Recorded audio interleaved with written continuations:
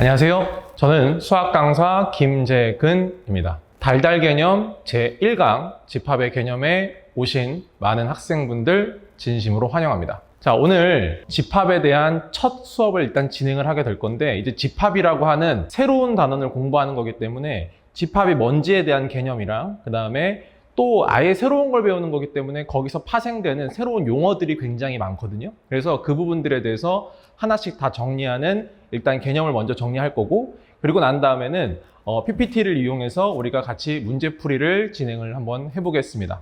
알찬 수업이 되기를 진짜로 바라고 있고요. 그래서 학생분들에게 정말 많은 도움이 되기를 간절히 바라는 마음으로 시작을 해보겠습니다.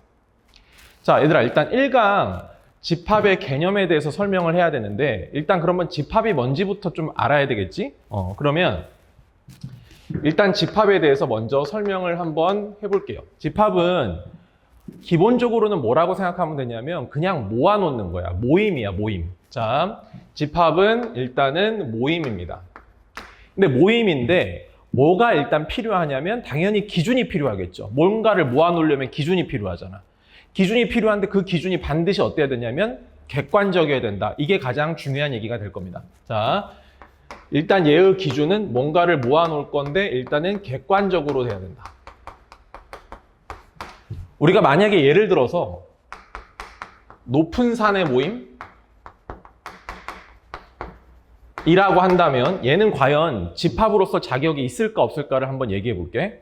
자, 높은 산의 모임은 어때? 높다라는 거는 개개인마다 다 다르지. 뭐가 높다, 낮다, 뭐 이런 것들은 굉장히 주관적인 성향을 띠기 때문에 얘는 기본적으로 집합이 될 수 없다라고 생각하시면 되고요. 자, 이거를 거꾸로 이렇게 말해도 괜찮겠죠. 해발 2000m 이상의 산의 모임, 이런 식으로 얘기하면 객관성이 부여되기 때문에 그때는 집합이라고 할 수가 있겠더라, 이런 얘기야. 괜찮죠? 네.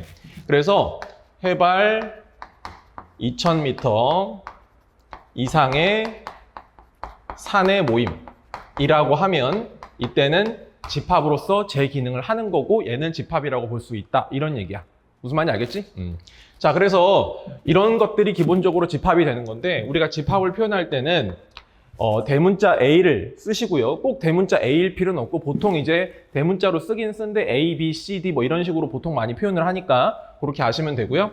그래서 여기다가 집합 표시를 이렇게 하고 요 안에 살고 있는 애들이 하나씩 있습니다. 걔네들을 제가 예를 들어서 1, 2, 3이라고 한번 해볼게요. 아시겠죠? 그러면 1, 2, 3이 모아져 있는 얘는 집합이라고 생각하시면 되고요. 자, 여기 있는 A, 이 A가 이제 뭐가 될 거냐면은 그 집합의 이름이 됩니다. 집합의 이름이 되고, 그리고 여기 1, 2, 3 이렇게 살고 있잖아. 얘네 하나를 뭐라고 부를 거냐면 우리는 원소라고 이름을 붙입니다. 1, 2, 3 얘네 하나를 우리는 원소라고 이야기를 한다고. 자, 여기까지 무슨 말인지 아시겠죠? 네. 그리고 이 원소의 개수는 전체적으로 몇 개가 될 거다? 3개가 될 거다, 이런 얘기야. 그러면 이걸 이용해서 또 수학적 기호들이 몇 개 나오니까 그것들을 정리해 볼게. 자, 여기서 1 있지, 1. 그지? 1은 A라는 집합의 원소다라는 표시로 이렇게 삼지창 같은 이 그림을 그리시면 됩니다. 자, 1은 A라는 집합의 원소라는 뜻이야. 괜찮죠? 자, 4는 A라는 집합의 원소가 아니죠, 지금. 네, 그러니까 여기는 짝대기 하나를 붙이면서 원소가 아니다, 이런 식으로 표현을 해주시면 된다는 얘기예요. 오케이. 자, 그러면 일단 이렇게 얘기할 수 있고요. 여기에서 아까 말씀드렸듯이만 원소의 개수가 몇 개라고 지금 현재 3개란 말이야. 그건 표현하는 방법은 NA는 3 이렇게 갖다 쓰시면 돼요. A라는 집합의 원소의 개수가 3개다, 이런 의미를 갖고 있습니다. 괜찮으시죠? 네. 자, 그러면 이번에는 뭘 할 거냐면은 일단 집합이 뭔지에 대해서는 잠깐 이야기를 했기 때문에 집합을 그럼 실제로 어떤 방식으로 표현하는지 그 표현법에 대해서 좀 설명을 드릴게요. 자, 이번에는 방금 했던 이 부분이 집합에 대한 기본 개념에 대한 이야기고요. 두 번째,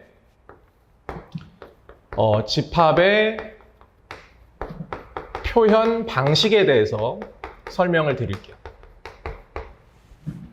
만약에 크게 우리가 3가지 표현 방식이 있는데요. 첫 번째는 뭐냐면 원소 나열법입니다. 자, 제가 A라는 집합을요, 만약에 1, 2, 3, 4, 5 이렇게 쭉 나열을 했어요. 그럼 말 그대로 원소들을 어떻게 한 거야? 그냥 하나씩 쭉 다 나열한 거잖아. 그치? 그래서 이런 거를 뭐라고 부르냐면은 원소 나열법이다라고 보시면 돼요. 이렇게 표현하는 집합의 방식이 원소 나열법이다. 이렇게 보시면 되고, 자, 얘는 방금 했었던 저 내용과 별반 다르지 않기 때문에 크게 우리가 뭐 생각하실 필요는 딱히 없을 겁니다. 자, 그럼 두 번째는 이제 뭐가 있냐면 요거랑 좀 다른 방식, 그걸 뭐라고 부르냐면은 조건제시법이라고 이야기를 해요. 자, 조건제시법이라는 게 있는데 이 조건제시법은 구조가 어떤 구조를 띠고 있냐면 A라는 집합에다가 여기다가 바를 붙여요. 바. 짝대기를 하나 붙입니다. 이걸 바라고 읽으시면 되고요. 자, 여기 앞에 뭐가 들어가고요. 그리고 뒤쪽에서도 뭐가 또 나옵니다. 일단 이게 기본적인 조건제시법의 기본 구조라고 생각하시면 되고, 여기 앞에, 바 앞에 있는 여기 있지. 여기에는 뭐가 들어가는 거냐면 철저하게 원소가 들어갑니다. 다시. 여러분, 바 앞에 뭐가 들어간다고? 원소가 들어가요. 아시겠죠? 지금 바 뒤에는 이제 뭐가 들어가냐면 이 원소에 대한 설명이 들어가는데 그 설명을 뭐라고 할 거냐면 식으로 해도 괜찮고요. 아니면은 문장으로 해도, 한글로 그냥 문장으로 표현을 해도 괜찮다라고 보시면 됩니다. 제가 지금 방금 했었던 저 A라는 집합 있죠? 이거를 만약에 조건제시법으로 표현하게 되면 이런 식으로 표현할 수가 있다라는 거예요. X 바 X는 5 이하의 자연수. 자, 이런 방식으로 표현할 수가 있겠다라는 거지. 자, 한번 다시 해볼게요.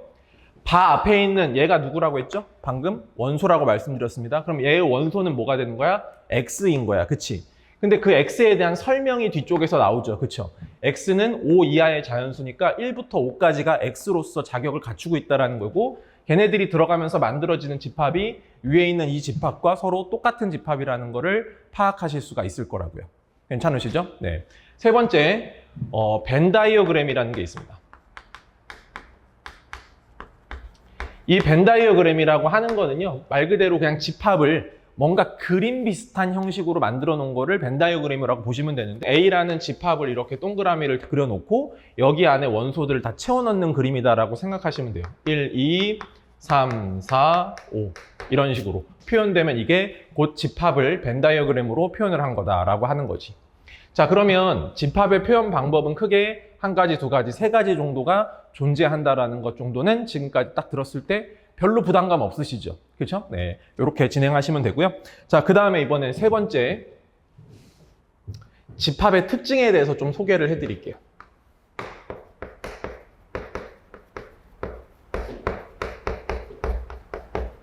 자, 집합의 특징에 대해서 좀 소개를 할 건데 이 부분은 조금만 집중해서 더 잘 들어주시기를 바랍니다.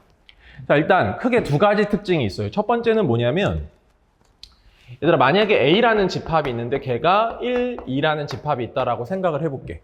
근데 선생님이 이거를 만약에 A랑 A1, 2 이렇게 원소 두 개를 만약에 위치를 내가 바꿨다라고 얘기해보자.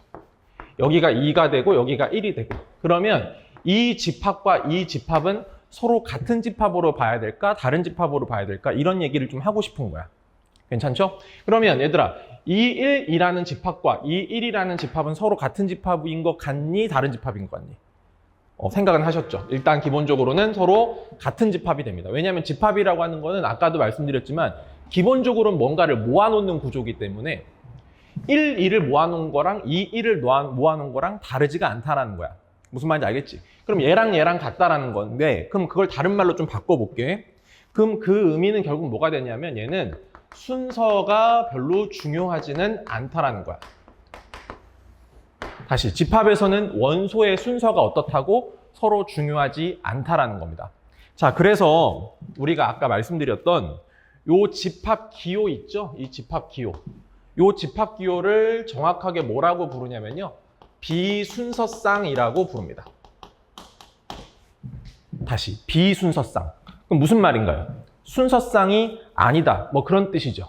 그럼 순서쌍이 아닌 거니까 얘랑 비교되는 개념이 누가 있을까? 순서쌍이 있겠지, 그치? 그래서 얘를 비교해 볼게. 순서쌍과 비교해 볼게요. 얘들아, 순서쌍은 뭐가 있었냐면 예를 들어 이런 거죠. 1, 2 이런 게 순서쌍이죠. X좌표가 1이고 Y좌표가 2다, 뭐 이런 걸 얘기하는 거야, 그치? 근데 만약에 선생님이 여기를 2, 1로 하게 되면 이 순서쌍과 이 순서쌍은 서로 같을까 다를까? 기본적으로 서로 다르다는 거죠. 왜? 이 순서쌍에서는 순서가 중요해. 그러니까 순서 쌍인 거야. 무슨 말인지 알겠지? 근데 집합은 순서가 중요하지 않기 때문에 이 집합 기호를 다른 말로 비순서쌍이라고 부른다 정도로 이해하고 계시면 될 거라고. 여기까지 됐죠? 네. 자, 두 번째 특징은 뭐냐면 첫 번째, 순서가 중요하지 않다라는 첫 번째 성질이 있었고요. 자, 두 번째 성질은 뭐냐면 중복이 허용되지를 않습니다. 일단 써놓을게요. 자, 중복이 허용될 수 없다라는 겁니다. 자, 이 말이 무슨 말이냐면요. A라는 집합을 만약에 1, 1, 2 이런 식으로 쓸 수 있느냐라고 하는 거예요. 결론부터 얘기하면 이런 거는 기본적으로 될 수가 없습니다. 자, 원소가 똑같은 거 두 개가 이런 식으로 중복돼서 쓰여지는 거는 집합에서 표현하지 않습니다. 아시겠죠? 반드시 똑같은 원소가 두 번 중복되면 안 되고 한 번만 표현돼야 된다는 거. 그래서 중복을 기본적으로 허용하지 않는다라고 하는 게 집합에서의 룰이기 때문에 우리는 그 룰에 맞춰서 가셔야 됩니다. 여기까지 괜찮으시죠? 네. 그래서 지금 전체적으로 집합 개념이랑 표현 방식이랑 집합은 이러한 특징을 갖고 있다라는 전체적인 좀 맥락을 알려드렸고, 조금 더 추가적으로 이제 공집합과 부분집합에 대해서 설명을 드리도록 하겠습니다. 자, 얘들아, 이번에 네 번째 말씀을 드릴 거는 공집합이라고 하는 또 이상한 이름에 대해서 한번 이야기를 해볼게. 얘들아, 이 공집합이라고 하는 거는 마치 숫자에서 0과 같은 느낌이라고 생각하면 돼.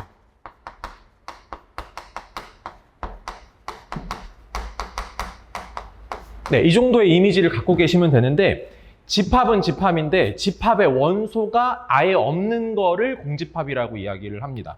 그래서 보통 표기를 할 때 어떻게 표기를 하냐면 집합 표시를 한 다음에 여기 안에 원소가 하나도 없는 상태를 표현하기 위해서 여기를 그냥 비워 놓으시면 됩니다. 아시겠죠? 물론 이렇게 쓸 수도 있고요. 아니면은 공집합만의 새로운 어떤 그 방식으로 이런 식으로 표현할 수도 있는데요. 요거랑 요거 중에는 둘 중에 뭘 더 많이 쓰게 되냐면 요 표현 방식을 더 많이 쓰게 됩니다. 사람들은요. 아시겠죠? 자, 그래서 얘가 공집합이다라고 생각하면 되고, 다시 말씀드리지만 공집합은 원소의 개수가 몇 개라고? 아예 없는 거, 0개라고 생각하시면 돼요. 그럼 선생님, 집합에 원소가 아예 없는데, 아예 없는 건 모여진 게 아닌데 그런 것도 집합이라고 할 수 있나요? 라고 할 수 있잖아. 그치? 물어볼 수 있거든? 근데 약간 0에 대한 개념은 수학적 체계를 위해서 사람들이 그냥 약속해 놓은 개념이 좀 크기 때문에 공집합도 그냥 집합이다. 이렇게 그냥 받아들여 주시면 돼요. 아시겠죠? 네, 그래서 여기서 우리가 공집합의 원소의 개수, 아까 내가 여기다가 n 쓰게 되면 이 집합의 원소의 개수를 얘기하는 거잖니, 그치? 그러면 이때는 공집합의 개수니까 몇 개? 0개다. 이런 식으로 일단 이해하고 가시면 될 거예요. 아시겠죠? 자, 그리고 좀 비교해서 하나 설명을 드리자면, 초반에 이런 게 조금 헷갈리는데요. 공집합이 있을 수 있고요. 그 다음에 이런 집합이 있을 수 있어요. 아시겠죠? 자, 공집합 그리고 요집합이 있어요. 둘 중에 누가 공집합이냐면 지금 계속 말씀드리는 것처럼 얘가 공집합이고요. 얘는 공집합이 아닌 겁니다. 아시겠죠? 이건 진짜 말 그대로 공집합이어서 얘의 원소의 개수가 몇 개? 0개라고 생각하면 되고요. 그럼 옆에 있는 얘는 누구냐면 집합 안에 원소가 한 개 있어. 누구? 공집합이라고 하는 이거를 원소로 갖는 집합. 이렇게 생각하시면 돼요. 다시. 공집합을 원소로 갖는 집합. 그러니까 얘는 원소의 개수가 몇 개? 한 개인 상태다라고 보시면 되는 거야. 그러니까 얘는 공집합이 아니라는 거지. 여기까지 괜찮죠? 네. 자, 그리고 다섯 번째 부분집합에 대해서 설명을 드려볼게요.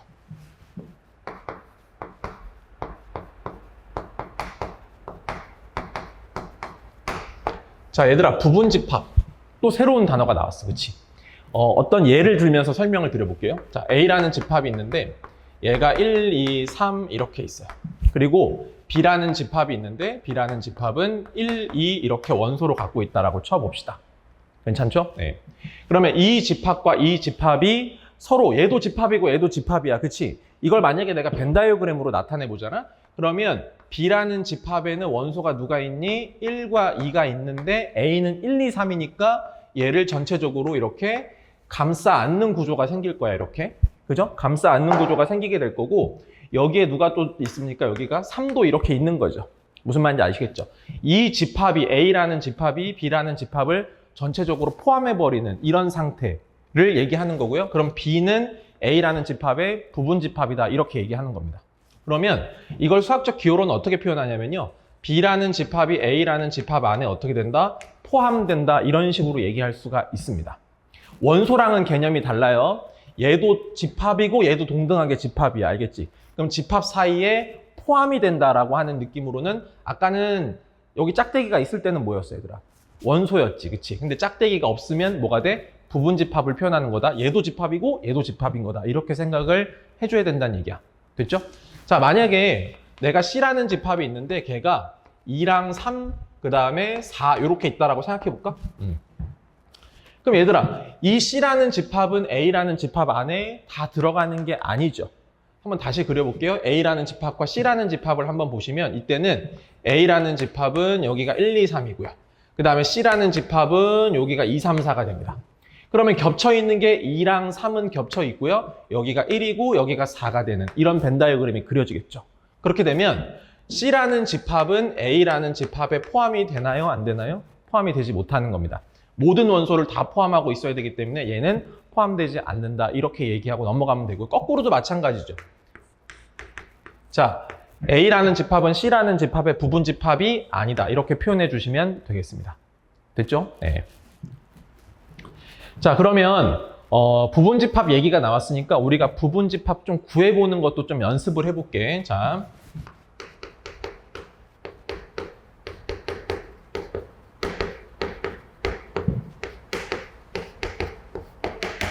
이번에는 우리가 부분집합을 한번 실제로 구해보는 거 연습 좀 해봅시다. 자, 예를 들어서 아까 했었던 저 A라는 집합으로 얘기를 해볼게요. 얘들아, A라는 집합이 1, 2, 3 이렇게 지금 들어가 있는 거야. 그래서 얘의 부분집합들을 다 써볼 거거든? 다 써볼 건데 일단 공집합은 무조건 부분집합으로 껴줘야 됩니다. 다시. 얘의 부분집합을 다 쓸 거거든요? 그 중에 첫 번째 누가 나와야 돼? 공집합은 반드시 들어가야 돼요. 이따가 좀 추가적으로 써드릴게요. 또 얘들아, 여기 안에 들어가는 것 중에 원소가 하나짜리인 집합이 누가 있을 거냐면 1이라는 집합 어때요? 얘랑 포함 관계가 이쪽이 더 크니까 포함이 되겠지. 그러니까 얘는 A라는 집합의 부분집합이 되는 거야. 그치? 자, 1도 되겠지만 2도 돼요. 그 다음에 3도 됩니다. 그쵸? 네. 그래서 원소가 하나짜리인 부분집합. 공집합은 원소가 0개인 부분집합. 자, 이번에 뭐 해야 되겠어? 원소가 2개짜리인 부분집합. 그러면 1, 2도 될 수 있고 그 다음에 1, 3도 될 수 있고 그 다음에 2, 3도 될 수 있어요. 괜찮죠? 자, 원소가 3개짜리인 부분집합. 사실 자기가 자기를 부분집합으로 표현을 해도 괜찮습니다. 자, 이게 무슨 말이냐면은 우리가 여기 A라는 집합이 있잖아. 그러면 이런 표현이 가능하다라는 거야. A라는 집합과 A라는 집합은 서로 같다. 이렇게 쓸 수도 있지만 A라는 집합과 A라는 집합이 얘가 얘한테 서로 포함된다라고 해도 틀린 말은 아닙니다. 그래서 자기 자신도 무조건 부분집합으로 갖는 거다라고 생각해 주시면 되는 거여서 원소의 개수가 3개짜리인 것도 부분집합이 가능한 거야. 됐죠? 그래서 1, 2, 3 얘네들도 기본적으로 A라는 집합의 부분집합이 될 거다라고 보시면 되고요. 그래서 전체적으로 몇 개가 나오나요? 8개가 나옵니다. 그쵸? 8개가 나오는데 일단 첫 번째 포인트는 뭐였냐면은 요 공집합이죠. 공집합은 무슨 집합이라고 했냐면 모든 집합의 부분집합으로 무조건 공집합이 들어간다는 거야. 자, 그래서 얘는 특별 대우 모든 집합의 부분집합이 공집합입니다. 자, 요거 잘 기억해 두시고요. 그 다음에 얘들아, 전체적으로 8개잖아. 그치? 그러니까 얘의 부분집합의 개수는 총 8개야. 8개. 얘는 부분집합의 개수입니다.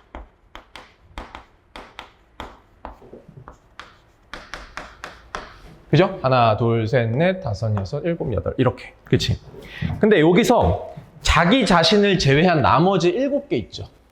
아시겠죠? 이걸 또 따로 이름을 뭐라고 붙이냐면은 진부분집합이라고 불러요. 자기 자신 빼고. 아시겠죠? 네, 그래서 얘를 진부분집합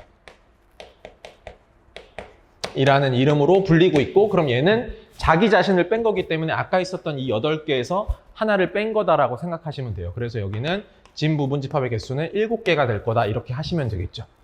괜찮지? 자, 그러면 이번에는 이제 뭐 할 거냐면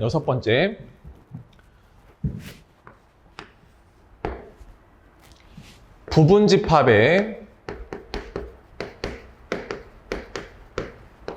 개수를 직접 한번 세워보겠습니다. 자, 이번에는 부분집합의 개수를 세워볼 건데요. 자, 한번 해볼게요. 만약에 A라는 집합이 원소가 하나밖에 없다라고 쳐볼게. 됐죠? 얘들아, 이거에 원소가 하나짜리인 집합의 부분집합들을 다 써봅시다.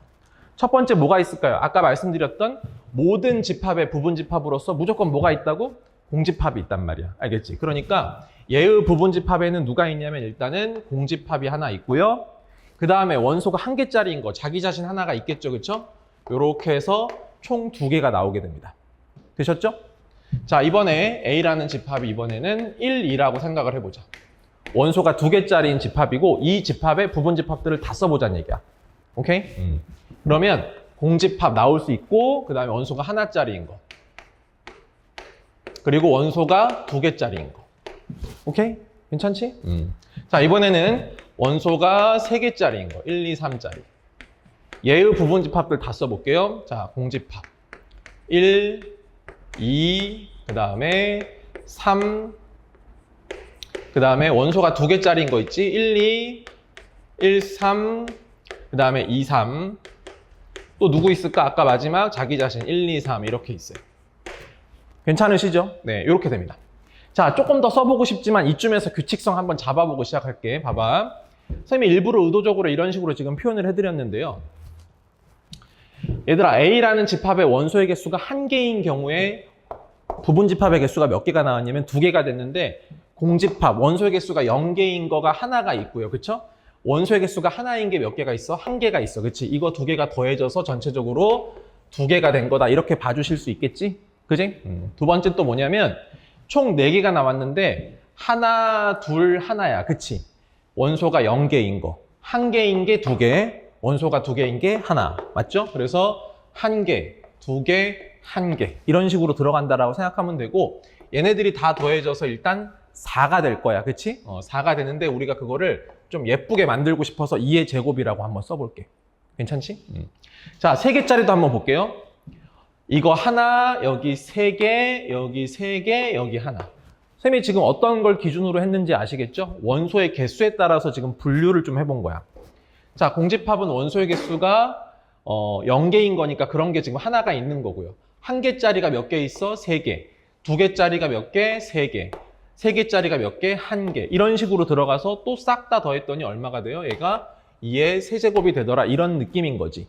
무슨 말인지 알겠니? 자, 그러면 여기서 묘한 그림이 하나 생길 거야. 그치? 자, 요런 삼각형 형식이 쭉 생기게 될 거고요. 그쵸? 그러면 규칙성에 의해서 4개짜리도 한번 예상을 해볼게. 4개짜리를 예상해보면 여기 좀 지울까? 여기를 옮겨서 다시 써볼게요. 여기는 1, 2, 3이었고요. 네. 얘들아, 만약에 원소가 4개짜리 1, 2, 3, 4였다라고 해볼게. 한번 생각해보자. 일단 공집합이 일단 나올 거야. 하나 나오겠죠? 네. 그 다음에 원소가 하나짜리인 거 몇 개 나올까요? 총 4개가 나오겠죠? 그쵸? 네, 4개. 원소가 2개짜리인 거 몇 개? 지금 흐름을 보세요. 요렇게 더해지고, 요렇게 더해지고, 요렇게 더해지죠. 여기 사이드 라인은 죄다 얼마가 돼요? 1이 되는 겁니다. 그쵸? 그럼 여기도 이렇게 더해져서 4가 나왔던 것처럼 또 마찬가지야. 이렇게 더해져서 얼마? 6개가 나오겠지. 그치?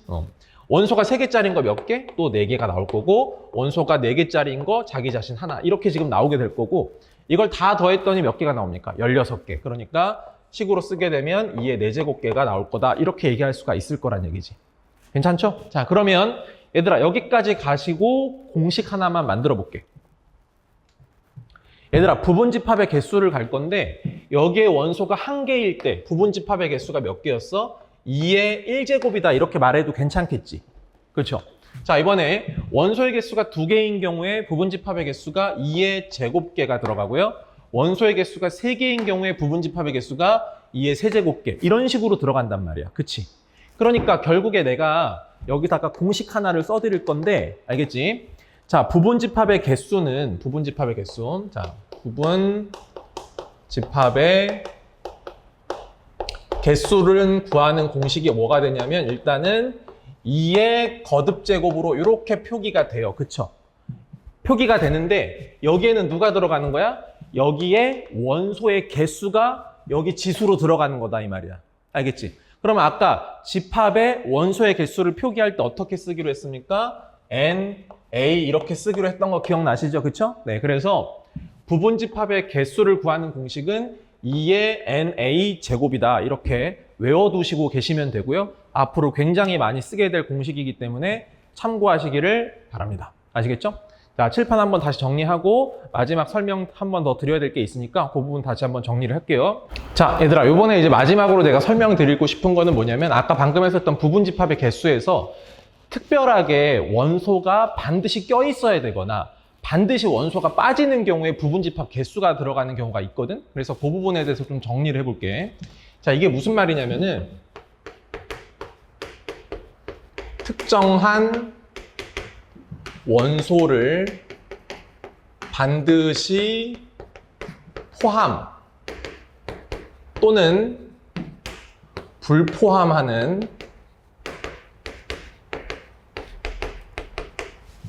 부분 집합의 개수에 대해서 좀 설명을 드리려고 해요.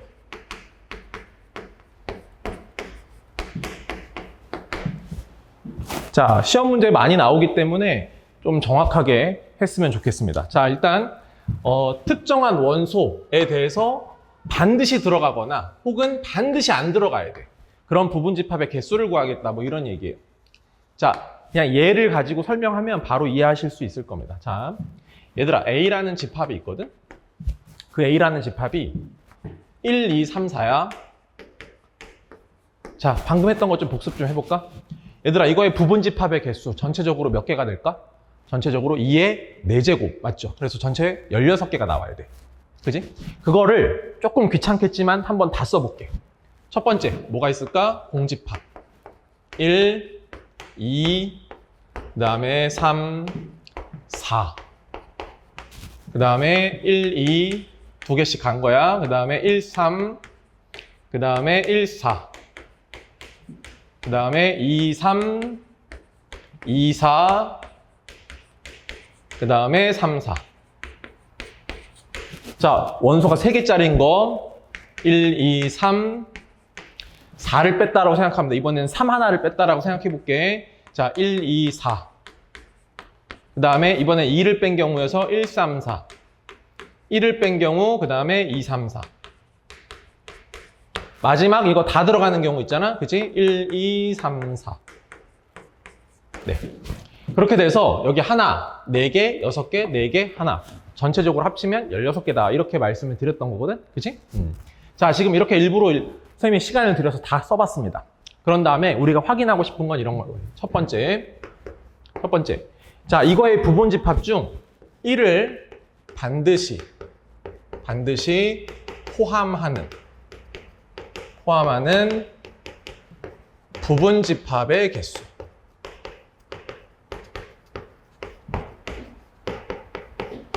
자, 얘에 대해서 물어봤다고 칠게요.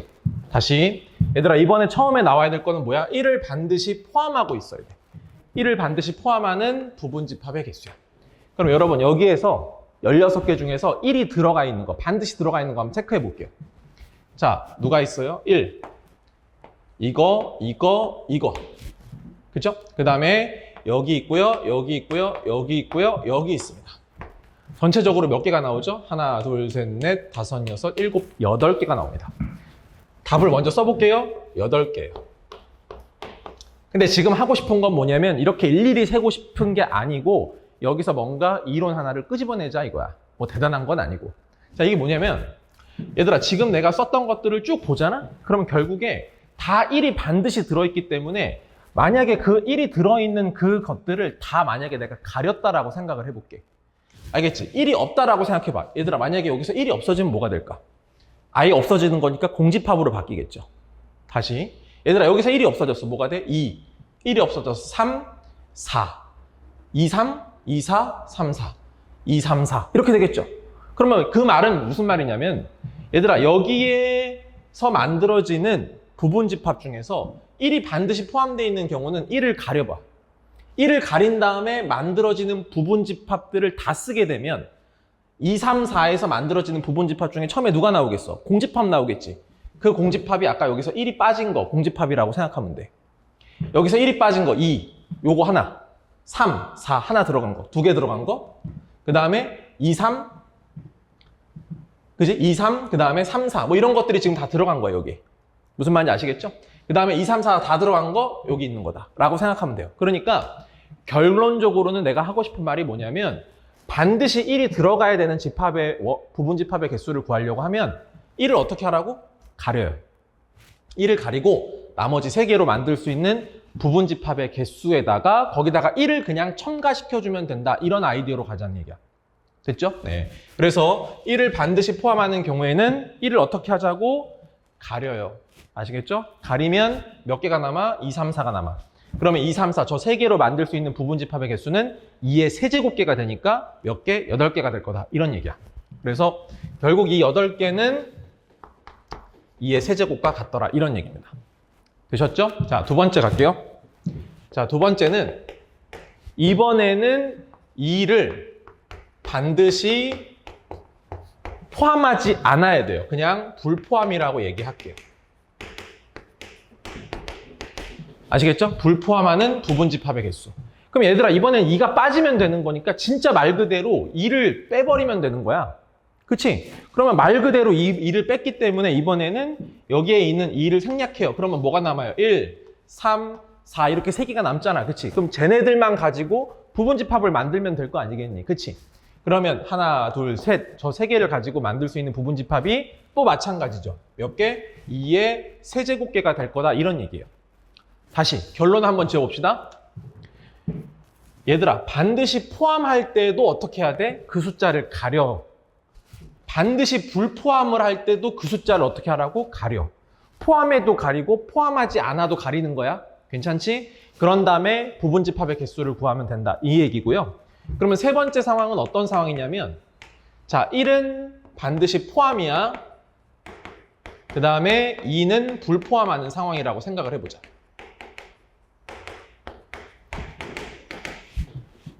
1은 포함하고요. 2는 불포함하는 부분집합의 개수에 대해서 얘기해 볼게. 그러면 아까 말했죠. 1을 포함할 때도 가리고요.